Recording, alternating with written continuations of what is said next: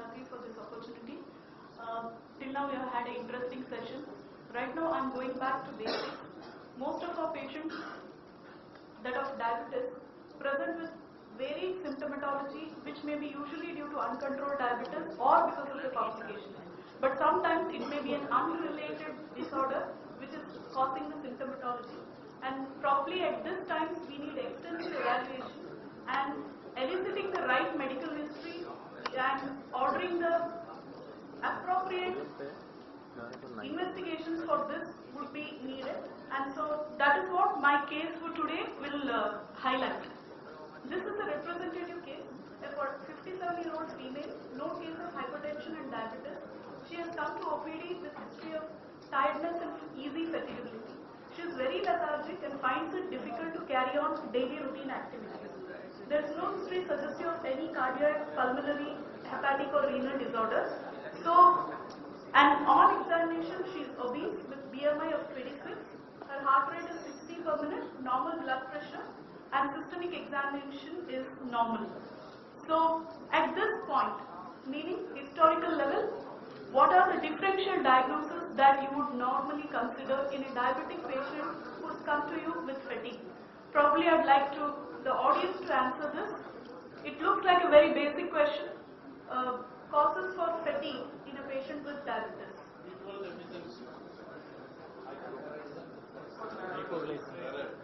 Yes, there are varied answers. So probably I would like to summarize it as the physiological phenomena like hypo or hyperglycemia, or even the fluctuation between the two, psychological factors which have been highlighted in the previous case, that is either depression or emotional distress, or even the first case like that of lifestyle issues, like a patient who is physically inactive or grossly obese.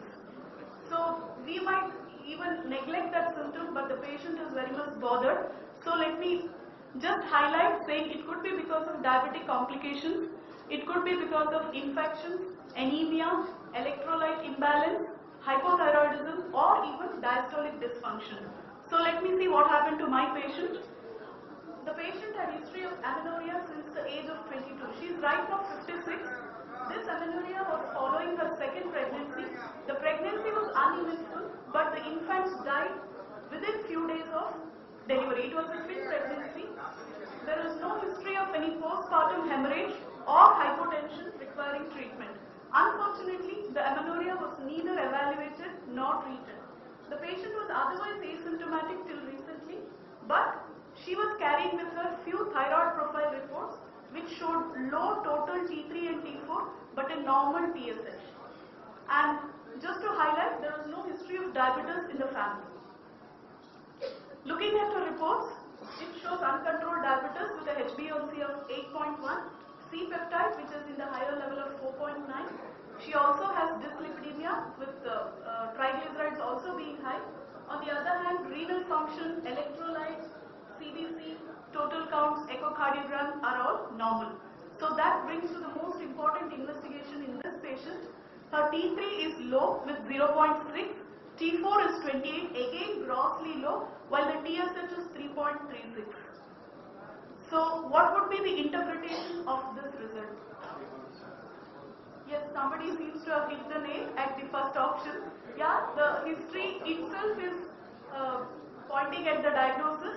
So, what would be the highlight? I would definitely want my experts to answer. This may not be a common scenario that we see in our OPD, but definitely missed for almost 10 years. The patient has been running around with the thyroid profile report for the last 10 years. Yeah, so this is a common scenario that you see patients presenting with Shihans will generally present with this sort of fatigue and all that, but usually what you would see is that they would be losing weight, they will not be gaining weight, and they generally present with sometimes they go into a problem crisis when they have some sort of fluid depletion due to maybe gastroenteritis or maybe some fever and all that, would put them into a state of shock. But otherwise they may be going on for several years with a situation like this, scenario like this, but they are generally not the ones who gain a lot of weight. So this patient is unusual in the sense that she gained weight, developed diabetes, and presented with diabetes. So that's something little unusual in this presentation. Yes, definitely so. And in fact, if you look at the way you need to interpret the thyroid profile test, I would like to highlight the point that usually TSH is the screening test. We usually don't do T3 or T4. But TSH can be misleading in certain clinical scenarios, and the hypothalamic pituitary dysfunction is the one which we need to keep in mind.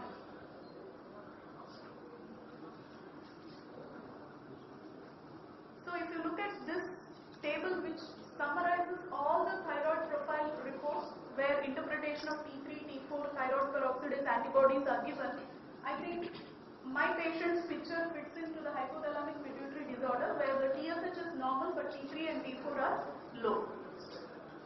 So yes, again, as I told you previously, there are many conditions where TSH alone can be unreliable. Probably clinical history is the one which should tell us that we shouldn't stop at TSH and go ahead and further do either free T3 and T4.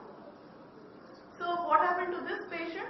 The further evaluation showed that the patient had hypopituitarism as proven by her FSH-LH being low, prolactin being low, the synaptic stimulation also coming grossly abnormal. And I further went ahead and did this pituitary imaging which shows the empty sella in the sagittal and coronal T-view section, but the posterior pituitary hyperintensity is still intact. So this is what the empty sella is seen. The normal pituitary would be like this. So again, this image also shows that the pituitary is grossly atrophic. So what is the final diagnosis in this patient? The reason why it becomes interesting is what I am trying to highlight. Anybody wants to summarize this case?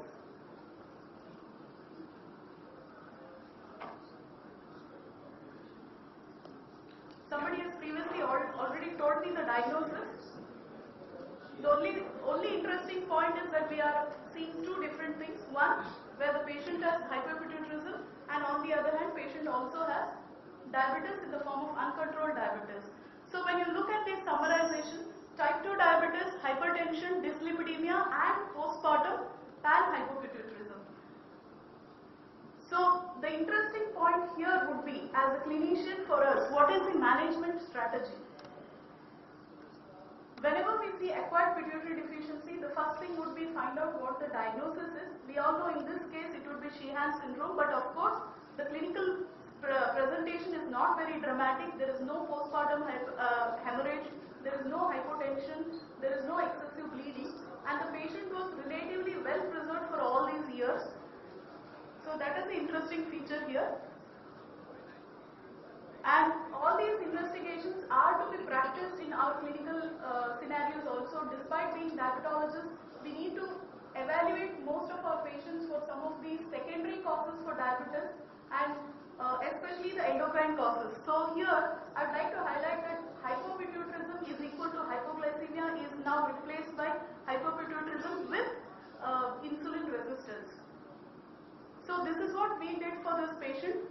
She was started on hydrocortisone 15 mg in 2 divided doses, thyroxine replacement, and her diabetes was managed with metformin. And the follow-up visits confirmed improvement in her physical symptoms with maintenance of euthyroid status and normal adrenal function. So the question that I pose in front of all of you is, what are the challenges for this patient? When I start her on steroids and she has a diabetes also, so what are the challenges that happens? Would anyone like to address it? Yeah, first the diabetes uncontrolled, so that's the first thing. And steroid-induced hypertension is another important thing. And steroid-induced hypertension also is there. So these are the three challenges which is very, very important in these cases. Yes, definitely I will. Looking to this ADH level. Sir? ADH level was ADH? No, sir. Well, in Sheehan, generally the posterior pituitary function is maintained well, so that's one point which doesn't. Yes, sir.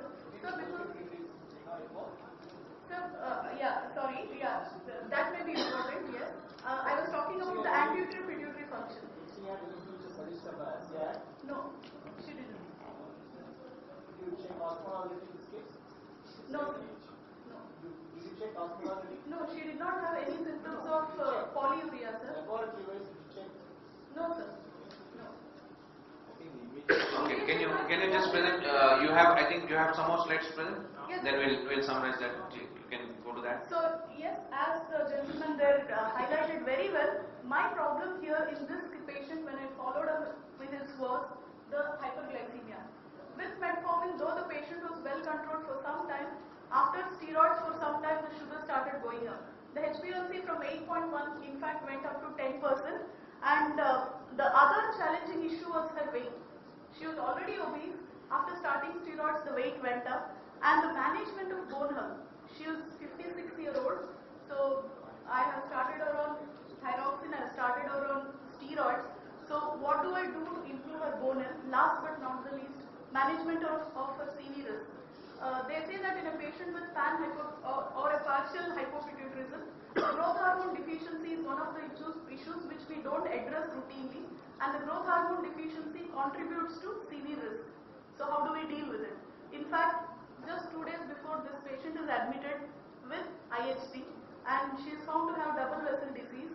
And so right now, the question that the patient's attendant did ask me was, did the steroids cause the cardiovascular disease? I definitely, the answer that I would like to give, or probably all of you would like to give, what would it be? What was the dose of steroids you using? Sorry. Sir, in this patient, she was on 10 milligram in divided doses. Okay. You have anything else to? Yeah, these are the 4 questions that I had posed, and probably I need to balance between her diabetes and her partial hypopituitarism state. Yes, sir. Yes, sir. She was dyslipidemic. She was put on statin. She was put on aspirin. So my question was there anything else that I should have been doing? Growth hormone deficiency, should we address it routinely in an adult patient with partial hypopituitarism? That's a question that needs to be addressed and probably taken care of too. So we have this interesting presentation where we had this lady who had Sheehan syndrome, which was unrecognized for several years. Sheehan syndrome typically, presents with you may not have a pan-hypopituitarism. Often there is partial pituitary insufficiency, and there is some amount of recovery of pituitary function also, which happens, which has been shown over the years by several studies. Dr. Jargar has done extensive work on this area, and he has shown that there is partial recovery of pituitary function also. And in this patient also, interestingly, if you would note that when you look at the investigation, she has got secondary hypothyroidism. The other issue is that if you look at the cortisol deficiency was not very prominent, in the sense when they have done a synactin stimulation, they found a rise of more than 7. That's considered to be adequate rise in the cortisol level. So the cortisol deficiency was not very significant, and that's the reason why she probably was not recognized, and she was gaining, she didn't sort of lose weight, and she didn't have that much of a problem with regard to her weight and she had not gone into hemodynamic compromise prior to presentation. So that was one issue. So probably she's one of those patients who requires very little cortisol replacement, and that has to be sort of adjusted, and that's one of the tricky issues that is there, as she has highlighted. That's one of the tricky issues in the management in terms of how do you titrate the cortisol replacement, and because we know that leads to problems in terms of increase in the hyperglycemia, increase in the blood pressure, and increase in the other cardiovascular risk factors, and her bone health from the point of view of her bone health. So from all these angles, I think that is one of the important issues in this patient that has to be sort of titrated very carefully. With that, Dr.